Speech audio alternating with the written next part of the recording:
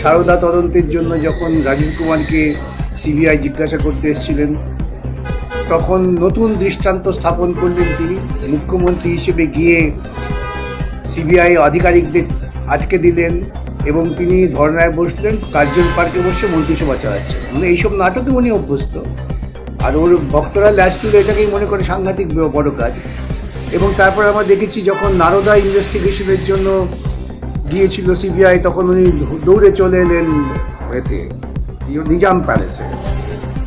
এখন আবার এই দুর্নীতির তদন্ত যেখানেই হবে উনি দুর্নীতির তদন্ত করতে দেবেন না। হাইকোর্টে, হাইকোর্ট থেকে তদন্তের নির্দেশ হচ্ছে, উনি ঠেকাতে পারছেন না, অতএব সেই তদন্তকারী সংস্থা হচ্ছেন। আমি অবাক হয়ে গেলাম, ইডি একটা কেন্দ্রীয় তদন্তকারী সংস্থা, তারা কি করে ওনাকে অনুমোদন দিলেন যখন তারা তল্লাশি করছেন সেখানে পৌঁছে গিয়ে ফাইল নেওয়ার? কি করে রাজ্য পুলিশ আধিকারিকরা তারা এইরকম একটা বেআইনি কাজ করার ক্ষেত্রে মুখ্যমন্ত্রীকে সুরক্ষা দিলেন? কেন্দ্রীয় সরকার আইপিএস আইএএস অফিসাররা তারা কেন্দ্রীয় আইনের দ্বারা নিয়ন্ত্রিত হন। সেখানে মুখ্যমন্ত্রীর ব্যক্তিগত নিরাপত্তা মানে এই নয় যে মুখ্যমন্ত্রীকে বেআইনি কাজ করবেন এবং তারা তার সুরক্ষা দেবেন। আজকে মুখ্যমন্ত্রী যদি একটি অন্য কোনো অপকর্ম করেন, খুন করেন, ধর্ষণ করেন বা কারো বা টাকা তালা ভেঙে টাকা চুরি করেন, তাকে পুলিশ অফিসার রেখে তাকে সুরক্ষা দেবেন যে আমরা মুখ্যমন্ত্রীর সুরক্ষা দিচ্ছি?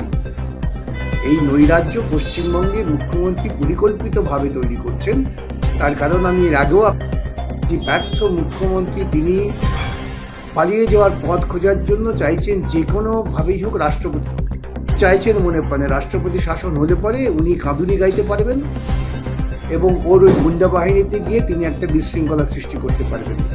বিশৃঙ্খলা সৃষ্টি ছাড়া এই রাজ্যের মুখ্যমন্ত্রী কখনো কোনো সাংগঠনিকভাবে গঠনমূলক কাজ করেছেন এমন দৃষ্টান্ত কিন্তু নেই। আইপ্যাক পার্টির ইনচার্জ, তার মানে একটা রাজনৈতিক দল নয়। এই যে কথাগুলো বলে কিন্তু বর্ণে বর্ণে সত্য প্রমাণিত হচ্ছে। তার মানে রাজনৈতিক দল নয়, বোধহয় একটা হেডকোয়ার্টার আছে, সেখানে কিছু নেই, সব আছে আইপ্যাকের অফিসে। আইপ্যাক যারা চালেন তারা একটা এনজিও, টেকনিক্যালি এনজিও, তাদের সঙ্গে মমতার দলের সব নথি ওখানে থাকে কী করে? তার মানে কি তিনি তার দলের কর্মীদের বিরুদ্ধে জাসুসি করছেন? যত ভেতরে দেখবেন তত দেখবেন নোংরা এবং লক্ষ্যজনক চেহারা বেরিয়ে আসে, মারাত্মক অপরাধ। এটা কিন্তু সাক্ষ্য লোপাটের একটা নিকৃষ্টতম উদাহরণ। উচিত ছিল ইডি অবিলম্বে ওখানে মুখ্যমন্ত্রীকে গ্রেপ্তার করা, কারণ তিনি সেখানে মুখ্যমন্ত্রী হিসেবে কাজ করতে যাননি। তিনি সেখানে কাজ করছেন একটি দলের নেত্রী হিসেবে এবং বেআইনি কাজ করছেন, তথ্য লোপাট করছেন। তিনি গুন্ডামি করবেন, রাহাজানি করবেন আর তদন্তকারী সংস্থা চুপচাপ বসে থাকবে? মুখ্যমন্ত্রী ফাইলগুলো ওখান থেকে নিয়ে গেলেন কেন? তখনই মুখ্যমন্ত্রী গ্রেপ্তার করা হলো না? তিনি সেখানে মুখ্যমন্ত্রীর যে কাজ সেই কাজ করতে যাননি। তৃণমূল নেত্রী সে গুন্ডামি করবেন, পুলিশ চুপচাপ? রাজ্য পুলিশেরও একটা ভূমিকা আছে, তাদের কেউ এই অধিকার দেয়নি গুন্ডামির জন্য প্রতিরক্ষা দেওয়া। সাংবিধানিক ব্যবস্থাকে ভেঙে ফেলবার একটা নক্কারজনক ভূমিকা। পশ্চিমবঙ্গের মানুষকে এই ভূমিকা দেখতে হচ্ছে, এটা ভাবা যায় না, কল্পনা করা যায়। কয়লার দুর্নীতি, বালি দুর্নীতি, শিক্ষার দুর্নীতি, কয়েক হাজার কোটি টাকা, সেই টাকা কোটি টাকা নিয়ন্ত্রিত হচ্ছিল, সুরক্ষিত হচ্ছিল এই আইপ্যাকের আড়ালে। দলের মধ্যে নীতিবোধ সম্পন্ন একজন মানুষও আছে কিনা আমার সন্দেহ আছে। একজন মানুষের নীতিবোধ থাকতো তবে তারা দলীয় কর্মীদের বলতেন চুপ করে থাকো, এ নিয়ে মাতামাতি করো না।